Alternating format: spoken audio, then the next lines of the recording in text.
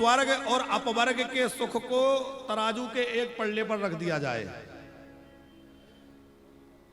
और एक पल्ले पर सत्संग के सुख को रख दिया जाए, तो सत्संग का सुख जो है वो भारी होगा और स्वर्ग अपवर्ग का सुख उसके सामने तुच्छ हो जाएगा। निमिष मात्र का सत्संग भी जो है वो हमारा जीवन बदल सकता है और एक क्षण मात्र का कुसंग हमारा जीवन बिगाड़ सकता है। और उसका बड़ा भारी उदाहरण है अजामिल का उपाख्यान। आप सबने अजामिल का नाम सुना है?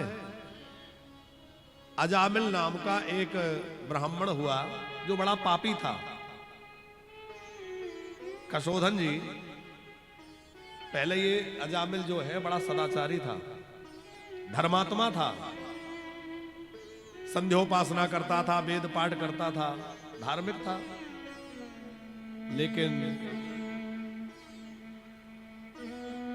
एक बार वन में गया और वन में जाकर के इसने कोई बाजारू स्त्री को वहां देखा।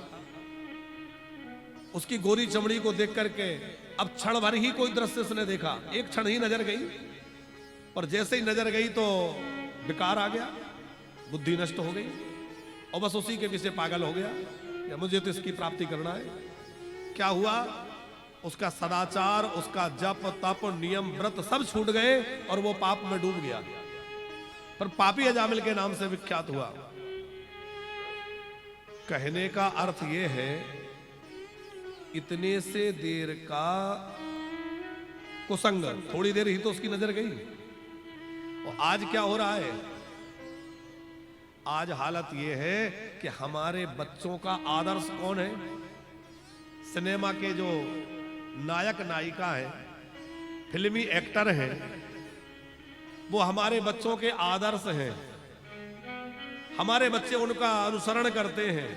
वो जैसा कपड़ा पहनेंगे वैसा हम पहनेंगे, वो जैसे चलेंगे करेंगे वो ऐसा हम करेंगे। अब आप विचार करो कि जिनका न कोई चरित्र है, न जीवन में कोई धर्म है, न कोई मर्यादा है, न कोई जीवन का आदर्श है, ऐसे लोगों को अपने जीवन का आदर्श बना के जो बच्चे आगे बढ़ेंगे उनके जीवन की क्या दशा होगी? अच्छा विचार करके आप लोग बताइए, हमारे जीवन का आदर्श महापुरुष होना चाहिए कि ये फिल्मी एक्टर वगैरह होना चाहिए? भाई महापुरुषों का जीवन पढ़ के उनके अनुसार हमें अपना जीवन चलाना चाहिए। लेकिन आज विडंबना यह है कि सिनेमा के उन लोगों को जिनका चरित्र पूरी तरह बिगड़ा हुआ है, जीवन बिगड़ा हुआ है, उनको अपने जीवन का आदर्श मान करके बच्चे उन्हीं के दीवाने बने हैं। और उसका परिणाम यह हो रहा है कि आज हमारी संस्कृति धीरे धीरे समाप्त हो रही है।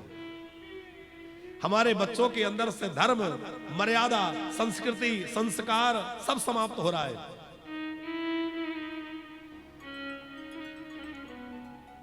यदि हमारे जीवन में धर्म की प्रतिष्ठा नहीं है, सदाचार नहीं है, तो हमारा जीवन राक्षसी है कि नहीं है?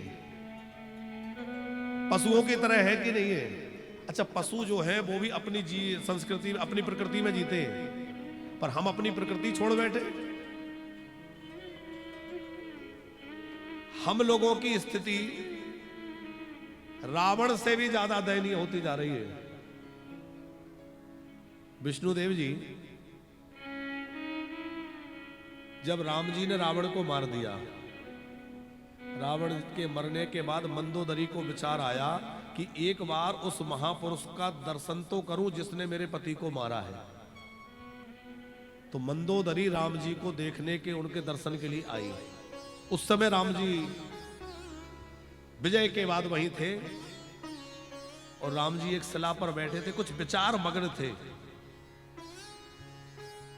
पीछे से मंदोदरी आई तो मंदोदरी की परछाई राम जी पर पड़ी और राम जी ने देखा कि किसी स्त्री की परछाई है, तो राम जी एकदम सहम के खड़े हो गए, थोड़ा दूर पहुंच गए और देखा कौन है आप? तो उसने परिचय दिया कि मैं अभागे रावण की पत्नी हूं। अब राम जी को लग रहा था कि रावण की पत्नी इस समय आई, रावण तो मर गया, तो जरूर ये शिकायत लेकर आई होगी कि तुमने मेरे पति को क्यों मारा, तुमने मेरा सुहाग छीन लिया, मेरा सुहाग उजाड़ दिया। मंदोदरी बोली चिंता मत करो, मैं ये सब बातें करने नहीं आई। तो बोले मैं तो बस ये देखने आई हूं कि उस महापुरुष में ऐसा क्या है जो मेरे पति में नहीं था, जिसने मेरे पति को मारा।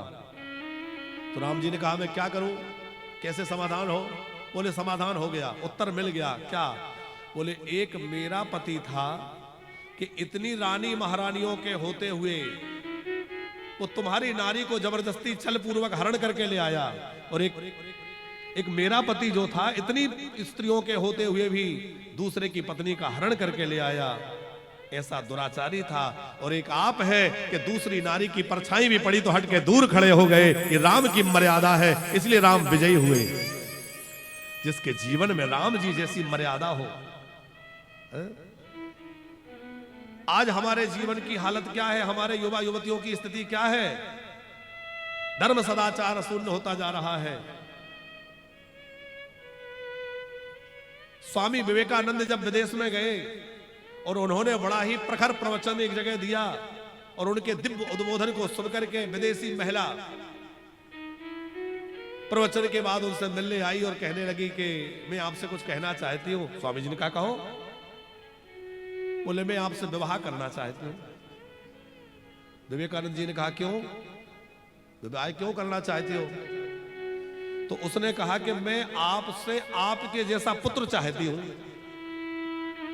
आपसे विवाह करके आप जैसा तेजस्वी होनहार पुत्र चाहती हूं। तो स्वामी विवेकानंद जी ने कहा कि मुझसे विवाह होने के बाद भी मेरे जैसा पुत्र होगा या नहीं होगा ये पक्की बात नहीं है, लेकिन तुम्हें मेरे जैसा पुत्र चाहिए तो तुम मुझे ही अपना पुत्र बना लो। उसके पैरों में गिर गए और कहा कि आज से मैंने तुझे अपना मां मान लिया और तू मुझे अपना पुत्र मान ले।